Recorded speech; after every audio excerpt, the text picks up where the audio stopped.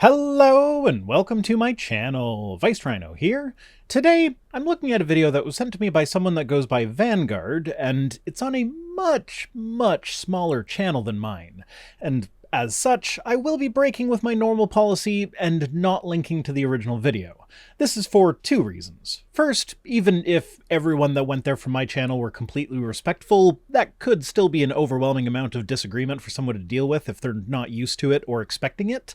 And second, given this guy's general attitude, he might actually like the attention, and such attention would drive engagement on his channel, causing YouTube to recommend him to more people. So I'd like to avoid both of those potential scenarios, but I do think it's important to occasionally look at videos like this because it shows the fallout from the material that's being promoted by the bigger, more professional organizations. So let's take a look.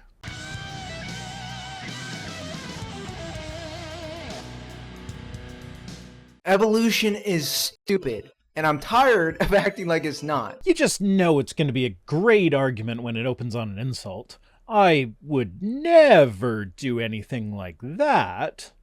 Except when it's Kyle Butt. Today, we're diving back into Mr. Butt. Well, Kyle Butt, phrasing, whatever. It's the organization known for having a really silly butt.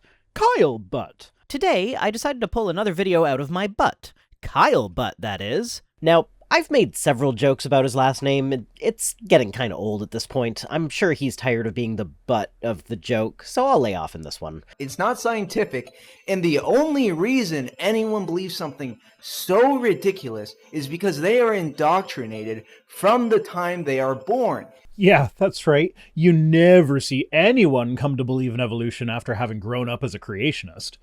Come on, man, that's like the most common deconversion story there is among atheist YouTubers. Now, certainly I wasn't raised in the most anti-evolution of households, but I did end up self-radicalizing into a belief in creationism during high school. And by self-radicalizing, I mean that at that point I was being radicalized mostly by the teachers at the Christian high school I was attending. Strictly speaking, the school did teach evolution in science class, but teachers from other classes would regularly make offhand comments about stuff like how the climate was different before the flood, and the teachers teaching evolution never really pushed back against me when I would bring up creationist talking points in class.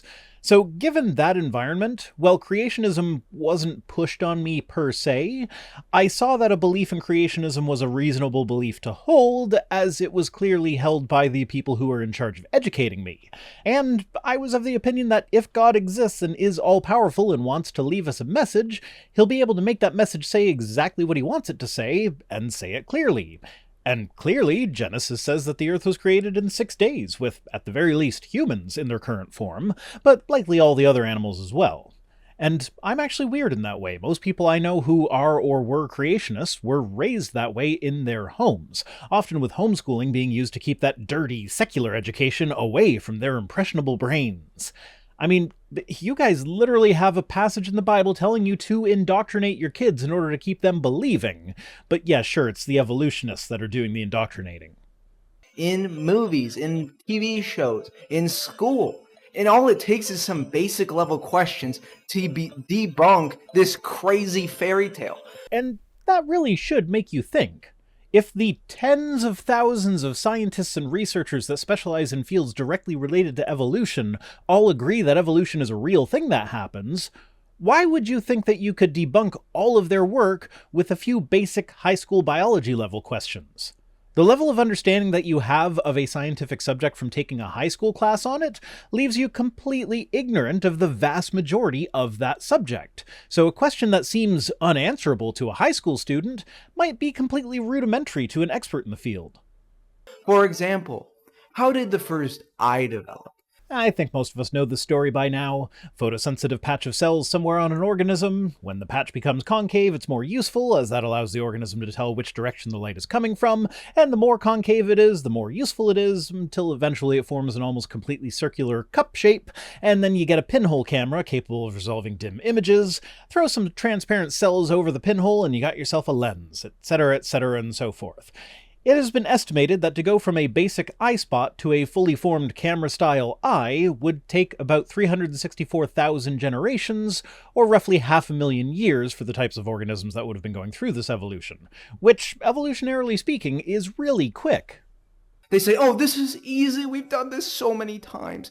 This is probably what happened. Wait, what probably happened? Oh, I see, you're going the fuzzy words route. Well, I hate to break it to you, buddy, but that entire argument is garbage. It essentially just relies on the fact that scientists and researchers are intellectually honest, and so will let you know when there is uncertainty, rather than pretending to be certain about things for which certainty is impossible. If you're unfamiliar, the fuzzy words argument, as far as I can tell, originates from the Joe Biden of creationism, Mike Riddle, and it essentially boils down to, if you ever see a word that indicates any degree of uncertainty, just assume that whatever they are not completely certain about is just wrong because of their uncertainty. So in this case, yeah, we are fairly certain that the precursor to the eye was a photosensitive patch of cells. This is by far the most likely scenario. But as that isn't something that has, or is likely to ever show up in a fossil, we can't be 100% certain that eyes didn't begin in a way that we haven't even conceived of yet. Like, it's hypothetically possible that there were concave patches of cells on an early organism that were not photosensitive, and when one of those organisms had a mutation that caused their concave patch to be photosensitive, it helped it to survive and reproduce, and so the flat patch of photosensitive cells was just completely skipped over. But that is much less likely than the conventional picture. It's not impossible, to be sure, but I wouldn't bet on it. And neither would evolutionary biologists, as it turns out, but they aren't going to tell you that the only possible way for an eye to have evolved was the more probable way, when it just isn't. Of course, the real kicker here is that the uncertainty is not about whether or not an eye could have evolved, it's about what evolutionary path that it took, and that is an important distinction.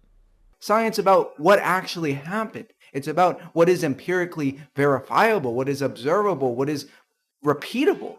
To a point, yes, but more than that, science is about making predictions and then testing those predictions. You don't necessarily need to repeat an event itself in order to test predictions made by that event, nor do you necessarily need to test them in a lab scenario.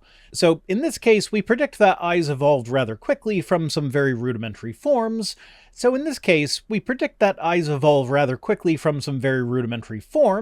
and because of this prediction, we would expect them to show up in the fossil record pretty early. And indeed, the oldest specimen with an identifiable eye is a trilobite that is 530 million years old, and this eye is basically the same as the compound eye of modern insects. Science predicted early eyes, science found early eyes. You don't need to run an experiment in a lab for that sort of work. Yet, you have to assume evolution to come up with this explanation about how the eye could have developed. No, that's not how any of this works, at all. You see, I don't think that anyone is using the evolution of the eye as proof of evolution. Usually when that comes up in these discussions, it's the creationists throwing the eye out there as being something that is irreducibly complex. It's impossible for an eye to evolve. So anyone familiar with the extensive research that has gone into the topic will be able to respond with, well, no, it's actually not irreducibly complex. We have a pretty good idea of how eyes could have evolved, and here it is. So the creationist asks the gotcha question that presumably, if it cannot be answered, will prove evolution wrong somehow. We then answer that question. We're not assuming evolution to prove evolution, we're just explaining an aspect of evolution. Probable explanations is not science. We are talking about what actually happened, what we can go and repeat and do, and what we have seen. Probable explanations are one of the most important aspects of science. That's kind of science's whole deal. Figure out what probably happened, and then test that to see if it holds up to scrutiny. And no explanation, no matter how thorough or well supported, will ever make its way to 100% certainty in science, though some do get pretty damn close. And guess what? Evolution is one of the pretty damn close ones. It'd take a lot more than you can't figure out how this one specific thing evolved to take down evolution at this point. And this probability method is what happens in lab experiments as well. When I mix these two chemicals together, this is what I think will probably happen. So in the experiment, I mix these two chemicals together. If what I thought would happen happens, great. If it does not, also great. Now I need to figure out why that happens or does not happen, and to do that I need more experiments that will provide different conditions in which that reaction both happens and fails to happen in order to narrow down the why. This, of course, drastically oversimplifies everything, but I think you get the point. Science is about predicting what will probably happen in certain circumstances, or what probably has happened in the past, and then testing these predictions with various methods, including, but not limited to, experimentation, observation, documentation, etc., etc., etc. Yet you come up with these crazy fantasies about how an eye could have developed, but you have to assume evolution to believe in that. How exactly is it a crazy fantasy to say that the modern human eye had its evolutionary origins in a simpler form of an eye, a form that can still be found in other organisms today? We know what would need to happen to those eyes to turn them into our eyes, and none of the steps along the way are drastic enough to be called impossible, so why is it a crazy fantasy to think that that could have actually happened? The science man did not see the eye develop and say, oh, this is the science. This is what happened. This is empirically verifiable. Again, that's not how science works. Scientists don't have to directly observe something in order to say that it happened. Nobody has ever seen gravity. We have only ever seen the effects of gravity. And the line of thinking that you are using on evolution is the same one that flat earthers will use to claim that gravity doesn't exist. I assume that you agree that gravity is a real thing? I mean, that might not be a safe assumption. Most flat earthers also tend to be young earth creationists, but the more mainstream creationist organizations do like to distance themselves from the flat earth movement. I'm not sure why the flat earthers use the same science denial tactics that they learn from the creationists when they do the flat earth thing. I learned it by watching you. They assume evolution is true, therefore, it can give an explanation for everything. I mean, if evolution is true, then yeah, there should be an evolutionary explanation for everything that is supposed to have evolved. There are even some of these explanations that we don't actually know yet, but for some reason creationists just keep focusing on the ones that have been answered for ages now. In the case of the eye, Darwin answered that in his book in 1859, and for some reason creationists still get stuck on it. It's a evolution of the gaps. Not really. Let's say you can actually figure out something that we don't have a plausible evolutionary explanation for. For us to say that we don't know how it evolved, but since there is so much evidence for evolution at this point, it's reasonable to assume that it did, we just don't know how, is not an argument from ignorance. It's an admission of ignorance. An argument from ignorance is when the lack of knowledge is itself used as evidence for something. So, for instance, when the creationist tries to poke holes in evolution, it's usually done with questions to which the answer is supposed to be, I don't know. They then use this lack of knowledge to say that the answer must actually be God, since you can't figure out a better answer. That is an argument from ignorance. If there's any gap in the worldview, random chance, natural selection, it can explain it. It's like God of the gaps. Nah, it's actually quite different. To say, we have lots of evidence for this theory, therefore it is reasonable to assume that this unknown question will fit into the theory if we understood it better, is fine. But also, if we come to a greater understanding of that unknown question and find that it does not fit into the theory, then that's actually an exciting breakthrough. The scientists who win Nobel Prizes and get lots of grant money for their research are not the ones who spend their time confirming findings that we already are fairly certain about. They're the ones who are finding ways in which the universe operates that we weren't expecting. But the thing is, in order for that to happen, their research has to actually show that it is the case that the universe is operating in an unexpected fashion. Which is a terrible argument. Great. God of the Gaps is a terrible argument. We are in agreement. So then you can understand that even if you successfully disprove evolution in this video, that does not automatically mean that creationism is true, right? Because that is literally the God of the Gaps argument. If we don't know how life got here, it must have been God. You need to provide evidence to support your hypothesis that doesn't rely entirely on just saying that evolution is stupid. Yet they are committed to this, and you can see because they will make everything fit their grand narrative. Well, I mean, realistically, we haven't observed anything in nature that does not fit in with evolution. Now, sure, we've found some things that are difficult to figure out the details for, but over the last century and a half, there have, on numerous occasions, been the discoveries of entirely new fields of science that all had the ability to falsify evolution if their conclusions ended up being incompatible with it. But every time that happened, the new field of science ended up not only being compatible, but complementary to evolution.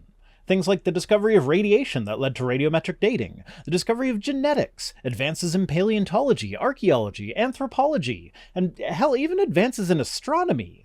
Any of these could have done significant damage to the theory of evolution if their conclusions were incompatible with it. But they all ended up, at the very least, providing evidence that there was enough time for evolution, with several of them directly supporting evolution itself. Even if you grant them that somehow an eye could develop, how do you get two eyes that are nearly identical? I'm sorry, what? That's literally the easy part. Once a body part exists, there just has to be a bit in the genetic code that says, do that one again. And symmetry is actually selected for in evolution because it's simpler than asymmetry, and as a bonus it tends to be more functional, so the selection pressures kind of push that way anyway. So the combination of simplicity and functionality basically makes symmetry an evolutionary sure thing, which is also why you find all sorts of patterns in nature. Simple algorithms that essentially just repeat the expression of one genetic sequence are easy. Entirely new genetic sequences are hard. If you repeat, say, the seed-making sequence in a sunflower, you end up with a radial pattern in the finished product, just through the repeating of a small bit of genetic expression. Of course, this is a drastically oversimplified explanation, but the fact of the matter is that once one eye evolves, evolution doesn't have to start from scratch to make a second eye, it just has to do the first one again. Or, more realistically, do the first one a second time in a different location, but simultaneously. Now, that said, the eye has evolved independently some 40-ish times, but in different species, and every time it evolves, it ends up working a little bit differently. But somehow I don't think that's quite what you meant. I mean, the mathematical improbability of this, but then to get it twice? This is so ridiculous. I sincerely doubt that you have actually run the numbers to calculate the mathematical improbability of this. Especially given the fact that the people who actually have run the numbers came up with the probable time frame of 500,000 years for the evolution of the eye, all through nothing but very gradual changes that any creationist would immediately call microevolution, and so claim that it doesn't count as evolution for some reason. But on one end, you have a simple patch of light-sensitive cells, while on the other end, you have a fully functional camera-style eye, so if that don't count as macroevolution, I don't know what would.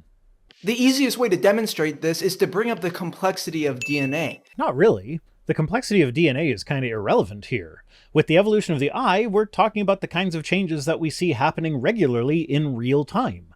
Nothing crazy. Like, yeah, you can still say that DNA is complex. We don't fully understand everything about it and how it works, but that doesn't change the fact that we see the kinds of changes necessary for the evolution of the eye all the time, just in normal genetic variation within a species.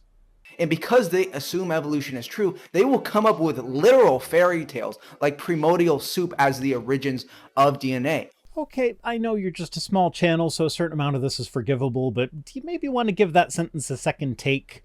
I know I'm not someone who really should be complaining about pronunciation, I'm kinda terrible at it, but some of that was clearly just a basic flub that could have been corrected, and if you're trying to prove one of the most well-supported theories in science wrong, you should probably make an effort to at least pronounce words like origins right.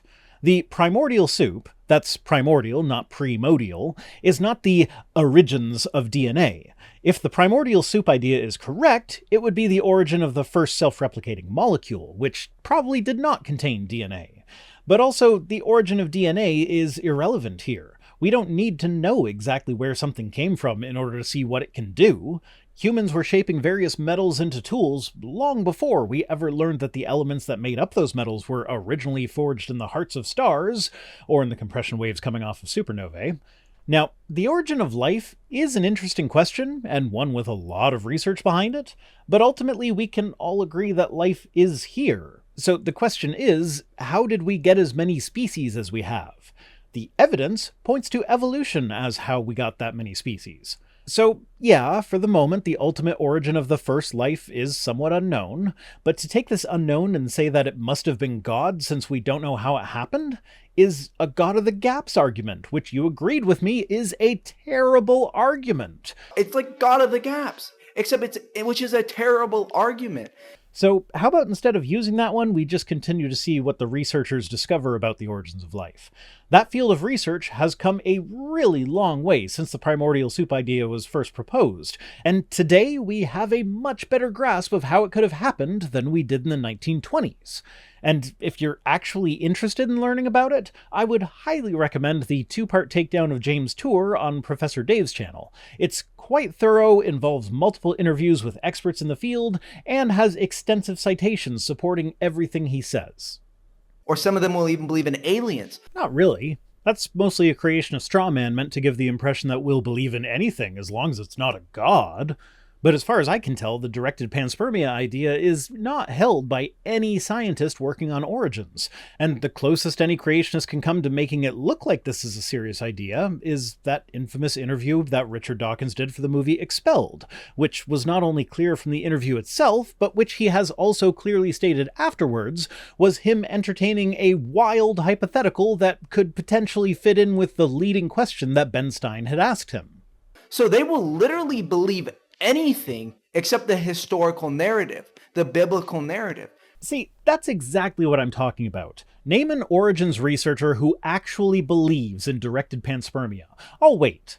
The biblical narrative, which you erroneously call the historical narrative, is demonstrably false in a lot of ways. And on top of that, even if it were true, it makes God look like more than a bit of a blundering idiot. I mean, come on. He couldn't think of a better spot for the tree than right in the middle of the fucking garden? I can't see what's so bad about knowing the difference between good and evil anyway. Not very subtle of the Almighty, though. Fruit tree in the middle of a garden with a don't touch sign. Well, put it on the top of a high mountain. Or on the moon. Makes you wonder what God's really planning. He didn't think to make the fruit of that tree not so appealing? He didn't realize that creating an angel that would fall and become Satan would screw things up? There is way too much that doesn't make sense with the biblical narrative. Really? Because obviously a primordial soup to explain something as complex as DNA just makes so much sense. Well, it does, actually, if you take some time to, learn about it. Again, we've never seen this. I mean, no, we haven't seen it yet, but personally, I don't think it's very far off. After all, researchers have created synthetic life in lab settings, so we know it can be done. It's just a matter of figuring out which conditions would have been around on the early Earth that would allow for the right chemical reactions to take place. Which is no small task, to be sure, but like I said, plenty of progress has been made in this area of research since it was first proposed in the 1920s. Just like we haven't seen monkey into man. Well, cladistically speaking, apes are a subset of the monkey category, so we literally are still monkeys by virtue of the fact that we are apes, and apes are monkeys. But you're also showing in your own video the fossil progression from our more apish ancestors to us. We've found enough hominid specimens to be pretty sure about what that transition would have looked like, and you're showing some of them right there. We haven't seen the eye develop. We haven't seen DNA come to be in a primordial soup. We don't have to directly see those things in order to know that they happened. There's a principle in science known as the asymmetry of overdetermination, which is basically just a fancy way of saying that there are circumstances for which it is much easier to look at the results of something after the fact and then use those results to determine the initial cause than it would be to have predicted that that event would happen had you been there beforehand. So, for instance, a volcano eruption. At this time, we do not know enough, or have sensitive enough equipment, to accurately predict volcano eruptions very far into the future. But we do know what effects a volcano eruption will leave behind, such as ash, pumice, basalt, etc. So, to determine that a volcano eruption happened in the past, we do not need to examine every particle of every one of these various volcanic leavings in order to accurately infer that a volcano erupted. A minuscule bit of ash could be all that is required. And this is the kind of thing that creationists have no problem accepting. I have never seen a creationist doubt a geologist's conclusions about certain rocks being the results of a volcanic eruption, even if it's an eruption that we did not directly witness. All this to say that the asymmetry of overdetermination is an important principle that scientists use to figure out past events that cannot be recreated in a lab, and it's just as important and valuable as actual direct observation. They are committed to evolution. They can't answer any of that. They can't answer junk DNA. What do you mean we can't answer junk DNA? Junk DNA is literally something that's predicted by the theory of evolution, and we know that somewhere between 85 and 92% of our genome is made up of DNA that serves no function. Statistically, with the average human mutation rate, if any more than 15% of our genome actually had some sort of function, then the amount of children that would need to be had per couple in order to counteract the negative impact of mutations would be completely untenable on the conservative end and utterly preposterous on the higher end. And the more and more questions you ask them, you're going to realize how committed they are to evolution of the gaps. So the text on screen says that they hate it when you question it. Well, personally, my livelihood basically depends on people questioning it at this point, so I have a financial incentive to actually love it. In more academic circles, I think you'll find that professors or researchers that deal with evolution are more than happy to answer questions that come from a place of genuinely wanting to know the answers. But they probably will get annoyed at creationists trying to ask gotcha questions, because they have better things to do with their time than waste it on people that aren't open to hearing their answers. You're going to realize they really don't know anything. Yet they are committed, and they get mad at me when I don't take it as a gospel truth that I'm a monkey man. Honestly, from what I've seen so far, people probably get mad at you because you have more than a bit of a condescending attitude about it, all while remaining completely ignorant on the topic. And they are perfectly fine with indoctrinating young, impressionable kids in the entire world to believe their made-up mythology. I'm perfectly fine teaching my kids science as we understand it today, and as a bonus, I encourage my kids to ask questions, and if I don't know the answer, I tell them that I don't know, and then we look it up together. And throughout this whole process, I reinforce the idea that we are always learning new things, so even when you do think you know the answer to something, it's almost always a good idea to look it up again just in case there's new information about it. If that's indoctrination, then the way creationists tend to raise their kids is just straight up brainwashing. And if you disagree with them, you're a heretic against scientism. Nah, man, science is all about disagreement. But in order to disagree effectively, you need to bring some actual evidence to the table, and poke better quality holes than the rather pathetic, how did our second eye evolve? And they will discredit anyone as pseudoscience if you don't agree with their made-up mythology. No, it's pseudoscience when you do things that have a superficial appearance of science without actual scientific rigor. So, for instance, let's say the creationist institutions that publish their own research journals with papers containing a bunch of technical jargon. To someone inexperienced with navigating a research journal, this has the appearance of being scientific. But when you look at things like their submission guidelines, you'll see that they won't even consider any papers that don't come to conclusions that they approve of. Which means that, at the very least, they're introducing a selection bias to their papers, where the papers published in their journal will automatically appear to be supporting those conclusions.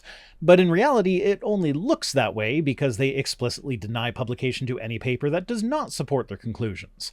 Their peer reviewers are more concerned with having a scientific veneer with which to promote their non-scientific ideas than they are with doing any actual science. They have their dogmas, and Darwinism is their grandest of grand dogmas. Okay, this is going to take a minute, but I'm going to go ahead and read all the points that were in that graphic that he said are our dogmas. The Earth is not flat. It's not. Are you a flat earther? If so, I have greatly overestimated you, and I apologize. Vaccines work. They do. I have a video about the COVID vaccines that goes over some of how they work. I'll leave a card, but more than that, COVID has made its way into my household twice. All of us are fully vaccinated, and I've had one booster shot. My daughter tested positive first, but she barely got sick and recovered faster than she normally does from the common cold. My son picked it up like a week later, presumably from my daughter, and he felt a bit blah for a couple days, and then was fine. Throughout this whole time, I was constantly testing everyone in the house, and my other son and myself have thus far never tested positive, nor did we experience any symptoms when COVID was running through the house or in the weeks that followed. Now, how could an extremely communicable disease run through my house with me as the primary caregiver for all of my kids, with them undoubtedly coughing directly into my mouth at some point, without me getting that disease? What have I done that is known to lessen the severity of, and chance of contracting, COVID? I've been vaccinated is what I've done.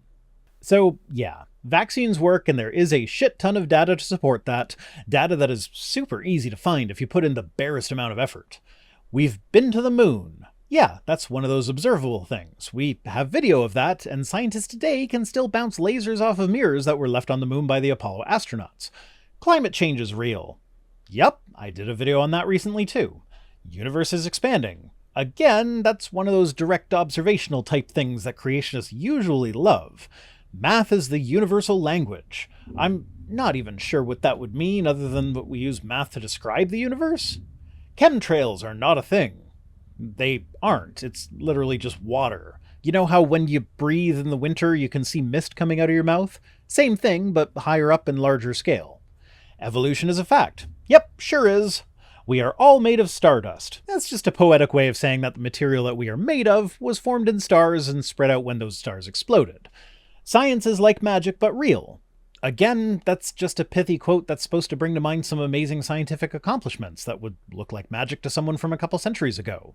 Like, do you think they wouldn't be convinced that you could do magic if you showed them how a cell phone works? Nuclear power is safe. Well, statistically, by number of deaths per terawatt hour produced, nuclear is the second safest method of energy production, with only solar being safer. And yes, that does include all the deaths from the various nuclear disasters. So, can I take it as a given at this point that this guy believes that all of these various things are false? Because that puts him into a category that not even other creationists would want to touch with a 39.5-foot pole. They have their own creed. Scientism is a cult. Okay, well, a creed is a formal statement of beliefs. So, what exactly is the formal statement of belief for scientism? You know, the kind of statement that we would all stand up and chant in unison at the meetings. Kind of like, I believe in God the Father, creator of heaven and earth, and in Jesus Christ, his only Son, our Lord, who was conceived by the Holy Spirit, born of the Virgin Mary, suffered under Pontius Pilate, yada yada, you get the idea? Is there an equivalent to the Apostles' Creed for those believers in scientism? No, there isn't, because it's not a thing. So if someone says to you, you don't believe in evolution? You don't believe that you're a monkey? Say, yeah, I don't believe in made-up Hindu fairy tales. Oh lordy, that's a creationist deep dive that I kind of wish I didn't get. I don't actually fully get it, but one of the first videos I ever covered on my channel is Bible Flockbox's 10 Facts Evolutionists Don't Want You to Know, in which he briefly claimed that evolution is at the core of the Hindu belief system in his segment trying to tie evolution to the occult. Now, Hindus in the 1800s were able to fold evolution into their religious beliefs quite nicely, because of the various stories of the various incarnations of Vishnu, where he starts as a fish and works his way up through the various animals. But being compatible with a religion does not mean that it originated in that religion. And also, if you do go back and watch my video on that, that was like the second video I ever made. It's terrible. It's like the most viewed video on the channel. So don't watch it, but maybe do. I don't know. I hate it. And if someone says to you, but you don't believe like carbon dating and like the light in physics says the world's like 1 billion, 4 billion years old, you don't believe that? Say, well, all these methods, all these things that we use to date the Earth have only been studied really for like the last 100 years. The vast majority of scientific progress that humans have experienced has happened in the last century and a half or so. The difference in technology available to us and to Darwin is huge when compared to the difference in technology available to Darwin and Francis Bacon, even though the time elapsed is about the same. Given this monumental progress of scientific knowledge, the fact that some of these dating methods were first developed more than a century ago means that they are some of the most well-studied aspects of modern science. We knew about radiometric dating before the invention of the silicon chip, which is crucial to modern computing. I don't see you avoiding the use of computers because the use of silicon for computer chips has only been studied for 60 years. A lot can happen in a century, believe it or not.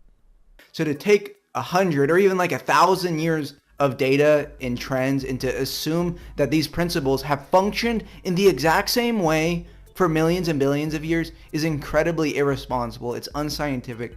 Again, that statement shows your complete and utter ignorance on the subject. Specifically regarding nuclear decay, that has been studied for more than a century now, and researchers are constantly trying to find scenarios in which the decay rates are not constant.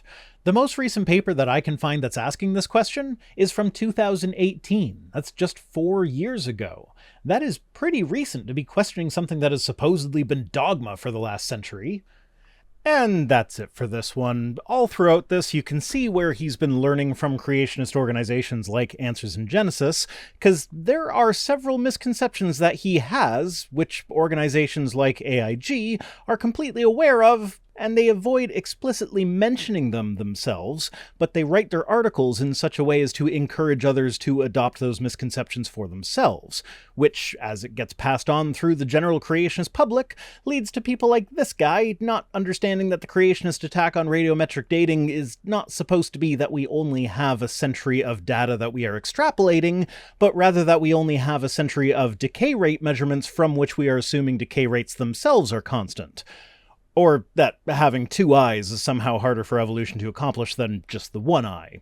It's kinda sad, really. Today's comment of the day comes to us from Lewis or Louis Fields, who says, "I hate how your questions make me have more questions."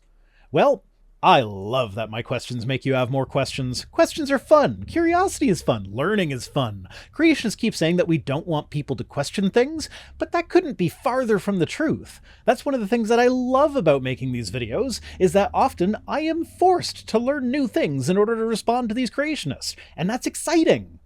Thanks for watching, thanks to Tim Robertson for being my Patreon manager, and special thanks as always to my patrons, Mark Hetcham, Zen Master, Arik, and all the rest, who are the dogmatic belief in the moon landing that is my channel. If you'd like to be crazy for believing in the thing that's supported by a bunch of evidence, you can join us on Patreon for as little as $1 per week over at patreon.com/ViceRhino, or by supporting the channel in one of the other methods that can be found at links.vicerhino.com, which is also where you'll find links to my other projects.